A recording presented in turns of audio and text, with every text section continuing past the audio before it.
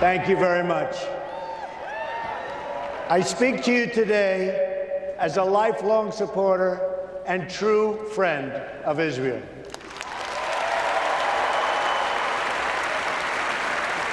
I'm a newcomer to politics, but not to backing the Jewish state.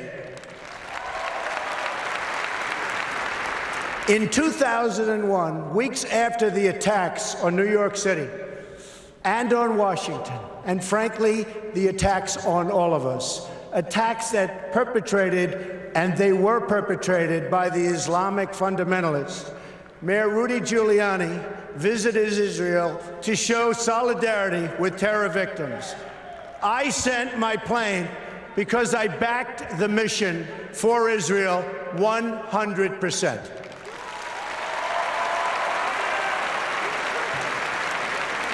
In spring of 2004, at the height of the violence in the Gaza Strip, I was the Grand Marshal of the 40th Salute to Israel Parade, the largest single gathering in support of the Jewish state.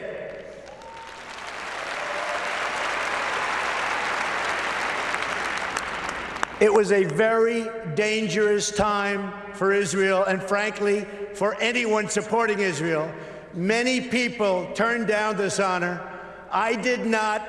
I took the risk, and I'm glad I did.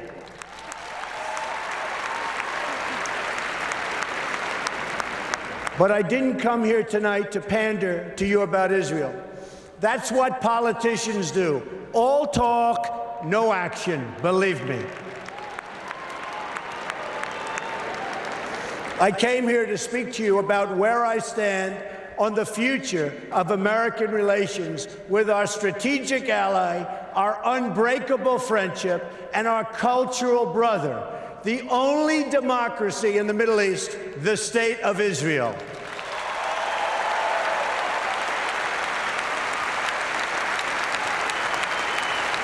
Thank you. My number one priority is to dismantle the disastrous deal with Iran.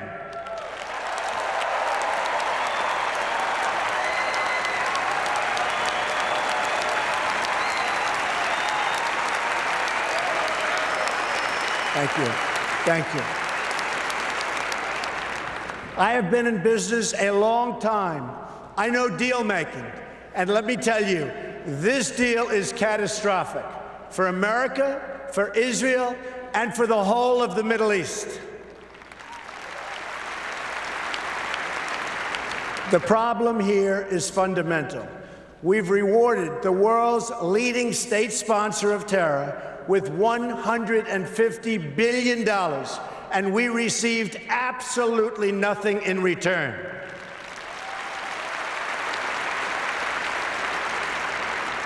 I've studied this issue in great detail, I would say actually greater by far than anybody else. Believe me. Oh, believe me. And it's a bad deal. The biggest concern with the deal is not necessarily that Iran is going to violate it, because already, as you know, it has. The bigger problem is that they can keep the terms and still get the bomb by simply running out the clock. And of course, they'll keep the billions and billions of dollars that we so stupidly and foolishly gave them.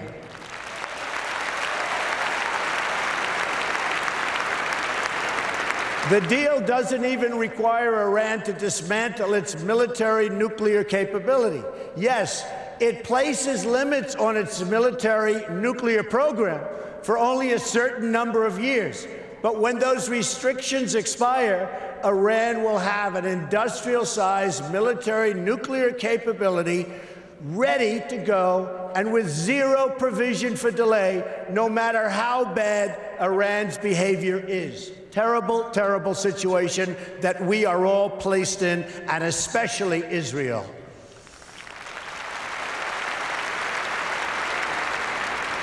When I'm president, I will adopt a strategy that focuses on three things when it comes to Iran. First, We will stand up to Iran's aggressive push to destabilize and dominate the region.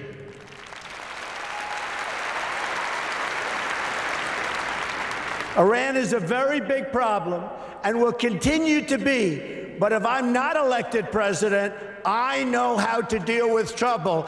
And believe me, that's why I'm going to be elected president, folks.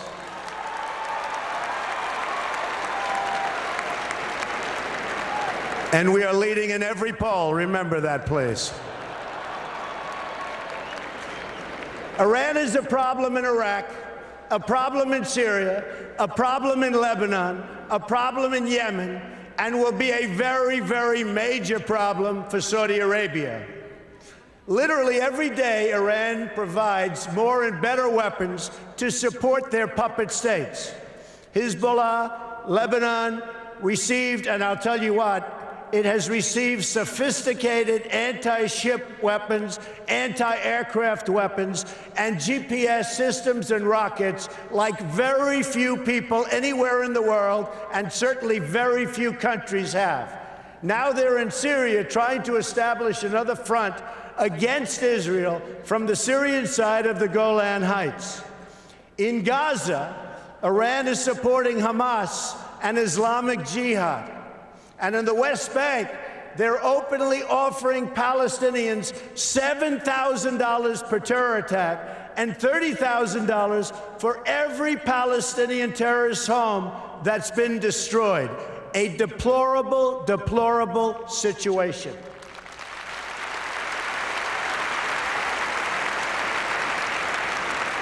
Iran is financing military forces throughout the Middle East, and it's absolutely incredible that we handed them over $150 billion to do even more toward the many horrible acts of terror.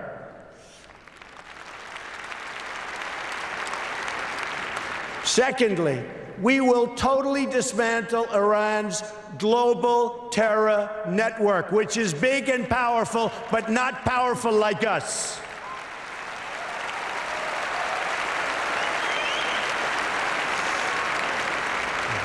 Iran has seeded terror groups all over the world. During the last 5 years, Iran has perpetuated terror attacks in 25 different countries on 5 continents.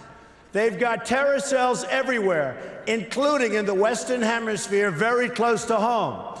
Iran is the biggest sponsor of terrorism around the world, and we will work to dismantle that reach. Believe me, believe me.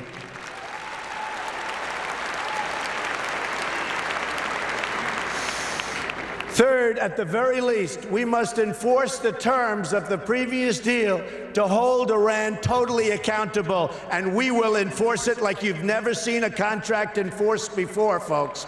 Believe me.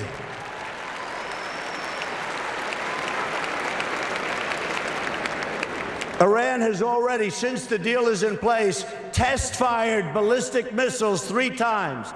Those ballistic missiles, with a range of 1,250 miles, were designed to intimidate not only Israel, which is only 600 miles away, but also intended to frighten Europe and someday maybe hit even the United States. And we're not going to let that happen. We're not letting it happen, and we're not letting it happen to Israel, believe me.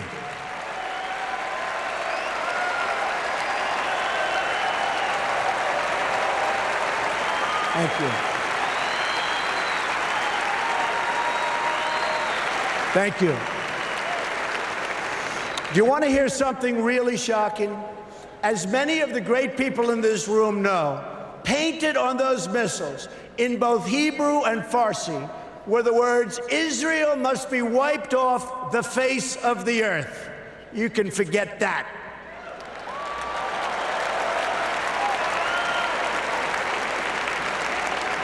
What kind of demented minds write that in Hebrew? And here's another. You talk about twisted. Here's another twisted part. Testing these missiles does not even violate the horrible deal that we've made. The deal is silent on test missiles. But those tests do violate the United Nations Security Council resolutions. The problem is no one has done anything about it. We will, I promise we will.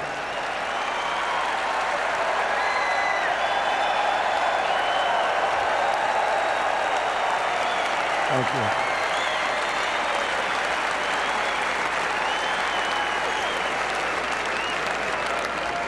you. Which brings me to my next point, the utter weakness and incompetence of the United Nations.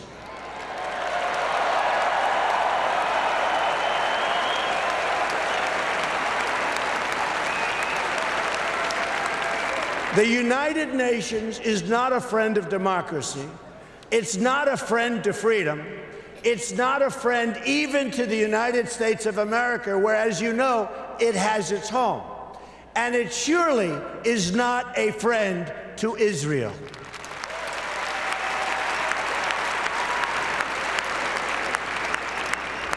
With President Obama in his final year, yay.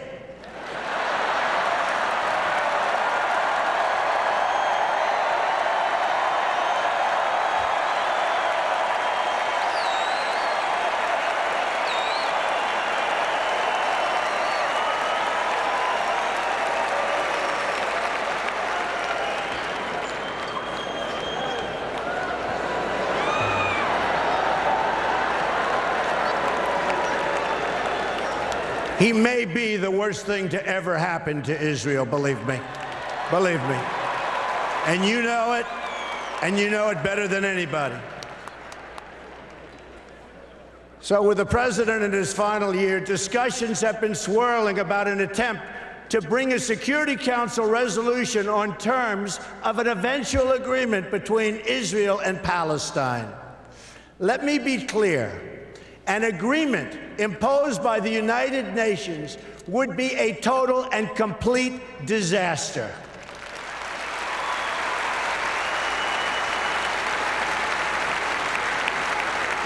The United States must oppose this resolution and use the power of our veto, which I will use as president 100%.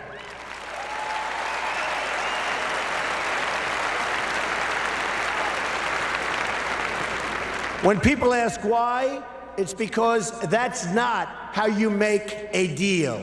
Deals are made when parties come together. They come to a table and they negotiate. Each side must give up something. It's values. I mean, we have to do something where there's value in exchange for something that it requires. That's what a deal is. A deal is really something that when we impose it on Israel and Palestine, we bring together a group of people that come up with something that's not going to happen with the United Nations. It will only further, very importantly, it will only further delegitimize Israel. It will be a catastrophe and a disaster for Israel. It's not going to happen, folks.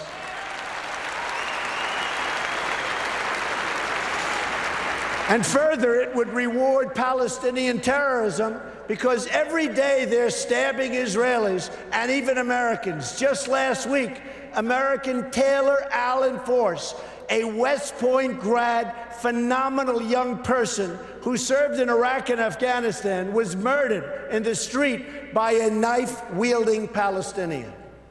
You don't reward behavior like that. You cannot do it.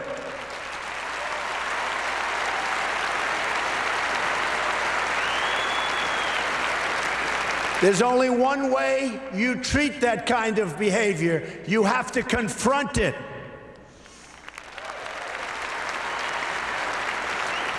So it's not up to the United Nations to really go with a solution. It's really the parties that must negotiate a resolution themselves. They have no choice. They have to do it themselves, or it will never hold up anyway. The United States can be useful as a facilitator of negotiations, but no one should be telling Israel that it must be, and really that it must abide by some agreement made by others thousands of miles away that don't even really know what's happening to Israel, to anything in the area. It's so preposterous. We're not going to let that happen.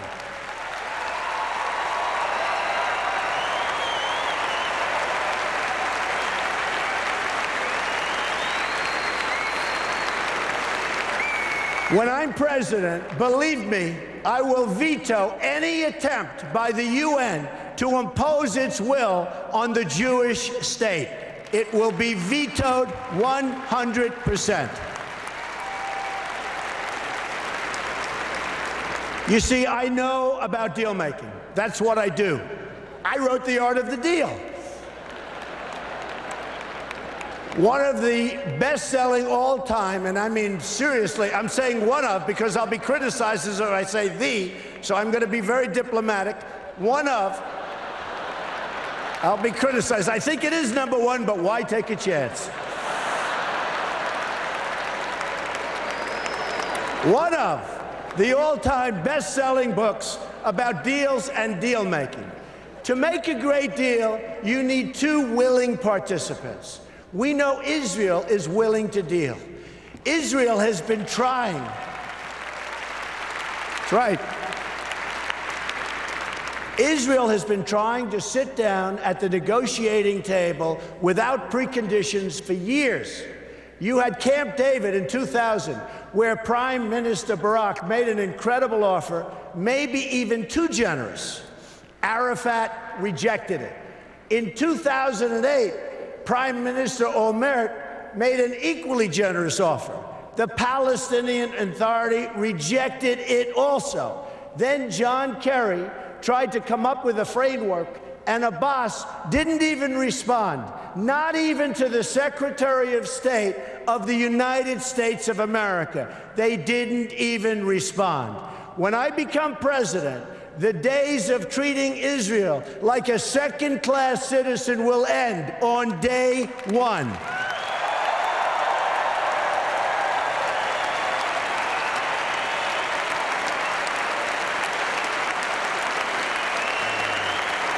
Thank you.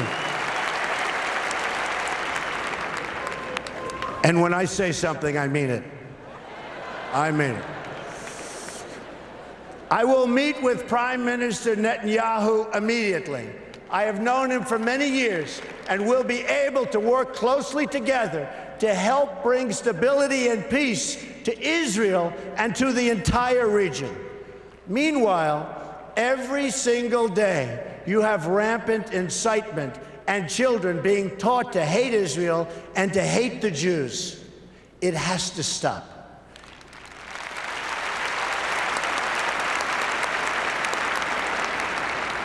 When you live in a society where the firefighters are the heroes, little kids want to be firefighters. When you live in a society where athletes and movie stars are the heroes, little kids want to be athletes and movie stars. In Palestinian society, the heroes are those who murder Jews. We can't let this continue. We can't let this happen any longer.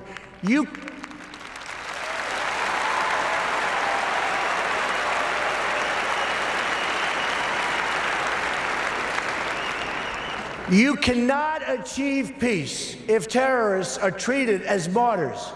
Glorifying terrorists is a tremendous barrier to peace. It is a horrible, horrible way to think. It's a barrier that can't be broken. That will end, and it'll end soon, believe me.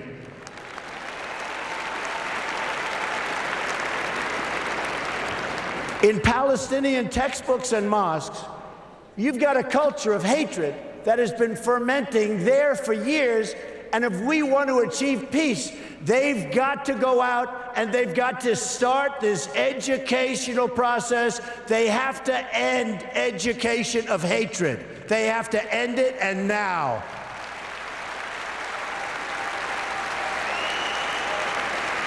There is no moral equivalency. Israel does not name public squares after terrorists. Israel does not pay its children to stab random Palestinians. You see, what President Obama gets wrong about deal-making is that he constantly applies pressure to our friends and rewards our enemies.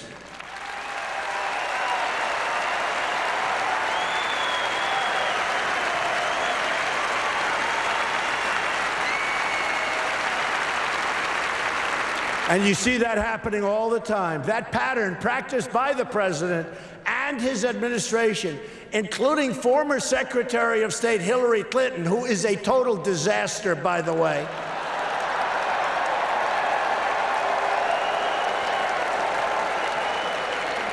She and President Obama have treated Israel very, very badly.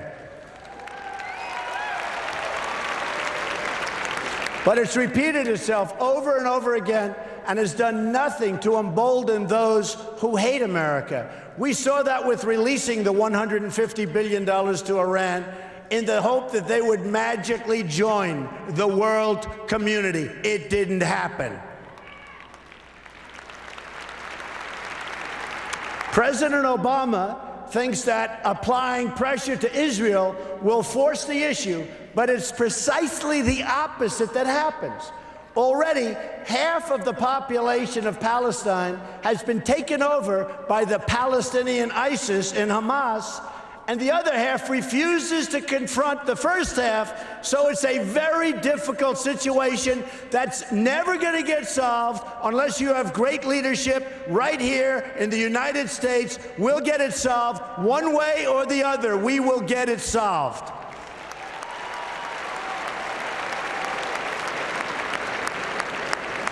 But when the United States stands with Israel, the chances of peace really rise, and rises exponentially. That's what will happen when Donald Trump is president of the United States.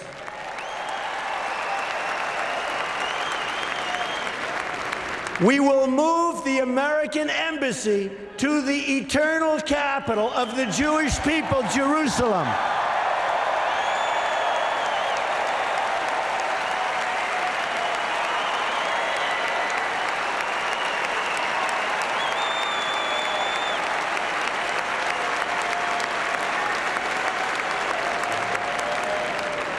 And we will send a clear signal that there is no daylight between America and our most reliable ally, the State of Israel.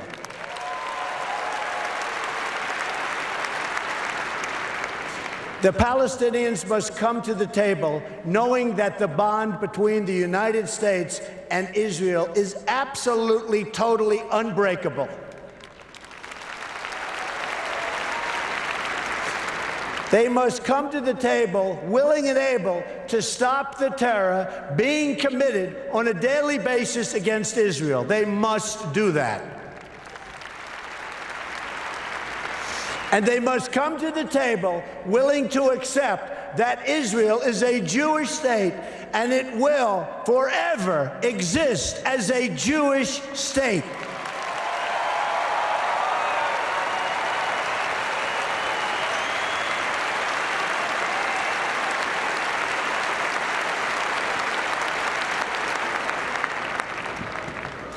I love the people in this room. I love Israel. I love Israel. I've been with Israel so long in terms of I've received some of my greatest honors from Israel. My father before me, incredible. My daughter Ivanka is about to have a beautiful Jewish baby.